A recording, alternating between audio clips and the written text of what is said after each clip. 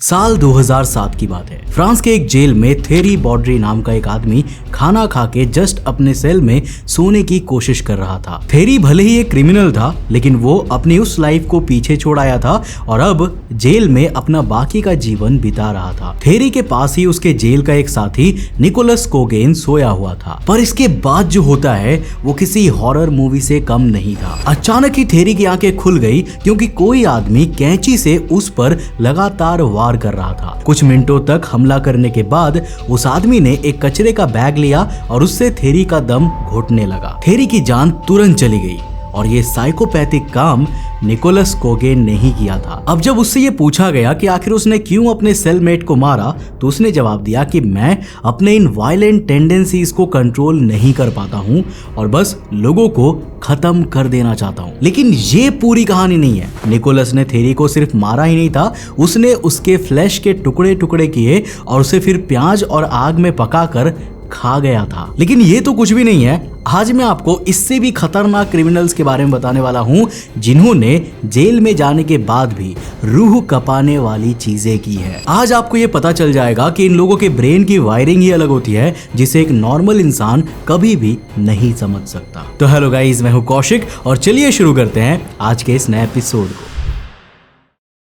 Michael Hernandez एक बहुत ही violent killer था। साल 2004 में उसने एक 67 साल की महिला का घर में घुस के मर्डर कर दिया था। अब उसे तुरंत ही पकड़ लिया गया और कोर्ट के सामने पेश किया गया। कोर्ट ने उसके क्राइम को देखते हुए उसे सजाए मौत सुनाई, लेकिन साल 2017 में अचानक ही वो और उसके साथ के 100 और प्रिजनर्स की सजाए मौत माफ कर दी गई और उन्हें नॉर्थ फ्लोरिडा के करेक्शनल इंस्टीट्यूट में भेज दिया गया। अब यहाँ पर माइकल ने बेहद ही बुरी तरह से अपने सेलमेट लैरी मार्क को मार दिया। कहा जाता है कि माइकल और लैरी की किसी बात पर लड़ाई हो गई थी, जिस वजह से माइकल ने लैरी का गला घोट दिया था। लेकिन क्या आप जानते हैं कि गार्ड्स को कब पता चला कि जेल में मर्डर हुआ है? वेल, माइकल ने रात में मार्क का मर्डर किया था। उसने एक चाकू से मार्क के कान काटे और उसका नेकलेस बनाकर ब्रेकफास्ट करने आया। अब गार्ड्स ने वो देखकर जब उसके सेल की तलाशी ली तो मार्क की कटी हुई बॉडी उन्हें वहां पर मिली। माइकल ने मार्क की आंखें तक निकाल ली थी और उसे एक कप में रख दिया था। वो कह रहा था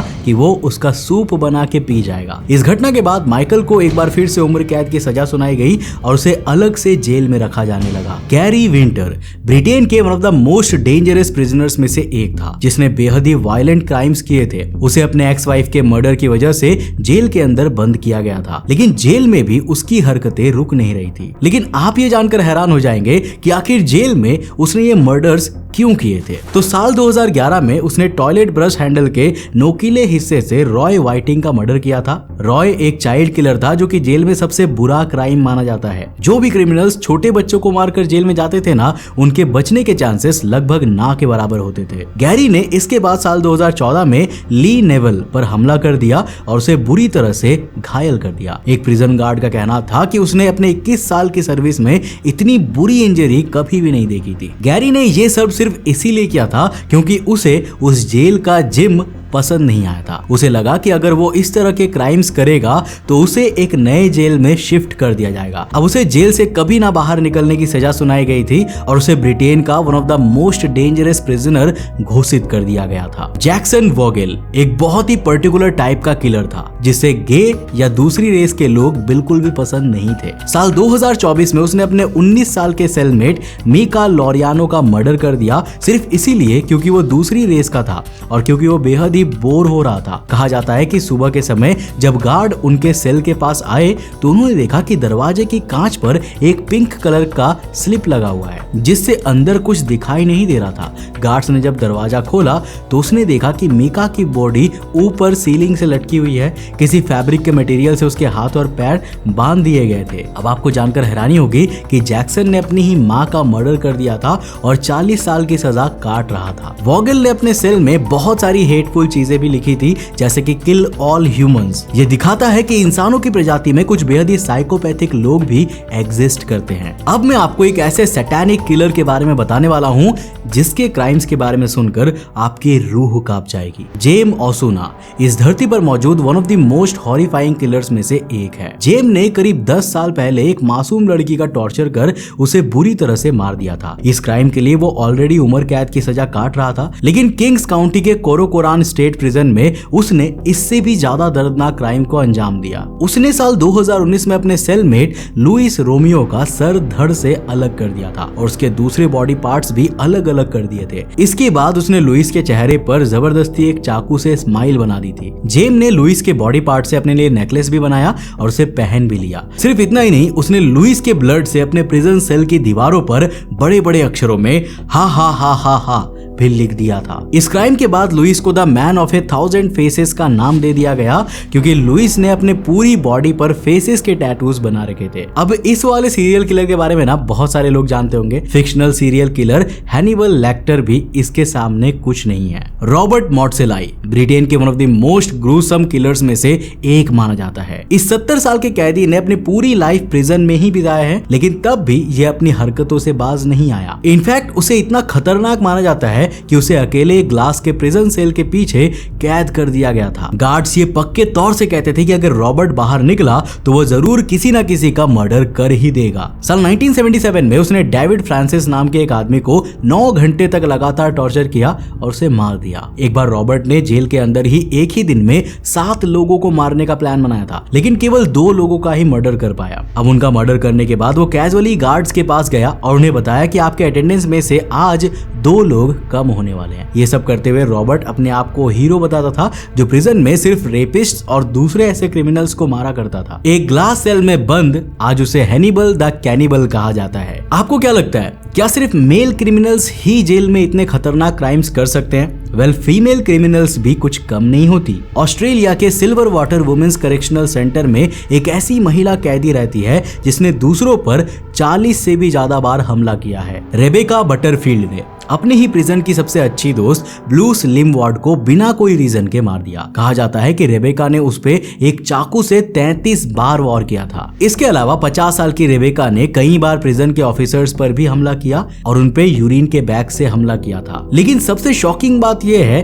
कि रेबेका को इन सब के बावजूद भी चुपचाप जेल से रिहा कर दिया गया। रेबेका ने कई बार धमकी दी थी कि वो दोबारा जरूर हमला करेगी, लेकिन तब भी उसे छोड़ दिया गया। अब देखना बाकी है कि ये पागल औरत कोई और क्राइम करती है या नहीं। क्या आप जेफरी डामर का नाम जानते हैं? मोस्ट वांटेड सीरियल किलर जो ना केवल लोगों को मारता था बल्कि उनके टुकड़े टुकड़े करके उन्हें फ्रिजेस में रखा करता था, उन्हें टाइम टू टाइम खाता था। मैं आपको बता दूं कि सीरियल किलर का मर्डर जेल में ही हुआ था और उसे मारा था क्रिस्टोफर स्कारवर ने। इसकी कहानी भी बेहद इंटरेस्टिंग है। क्रिस्टोफर जब 25 साल का था ना, तब उसे जेफरी डामर और जेसी एंडरसन नाम के प्रिजनर्स के साथ एक बाथरूम में ले जाया गया था जहां उन्हें क्लीनिंग करनी थी। डामर और जेसी अच्छे दोस्त थे और अक्सर ही दूसरे प्रिजनर्स के साथ मजाक किया करते थे। अब क्रिस्टोफर जब नीचे झुक के क्लीन कर रहा था ना, तब डामर या जेसी में से किसी ने उसे पीछे से टच किया और मुड़कर हंसने लगे। अब इससे क्रिस्टोफर और ज्यादा गुस्सा हो गया। उसने न्यूज रिपोर्ट्स में ऑलरेडी डामर के बारे में बहुत कुछ सुन रखा था, लेकिन उसे ये यकीन नहीं हो रहा था